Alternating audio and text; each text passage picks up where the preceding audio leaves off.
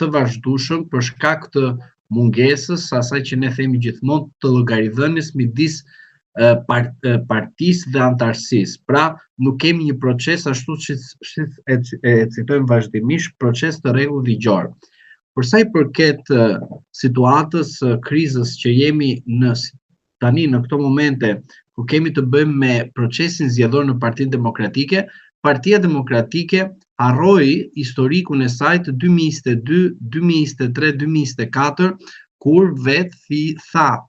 dhe rithemelimi thoshte vazhdimisht që ne do të hapim partinë, do të bëjmë një proces të rregull zgjedhor,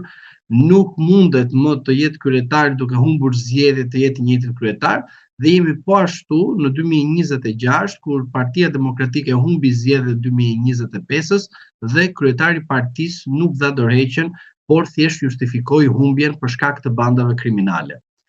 Pra, në Partinë Demokratike nuk kemi një, do të thosha përpara, përgjegjësi politike dhe morale, e kemi të humbur këtë për shkak se akuzonim vazhdimisht të tjerët, ndërkohë vetja është ndryshe, ose më mirë akuzon Ramën se po blen zgjedhjet dhe nuk ka zgjedhje të lira dhe të ndershme, dhe brenda vetes qeke më keq se sa është Rama edhe brenda partisë, po edhe jashtë saj në qeveri.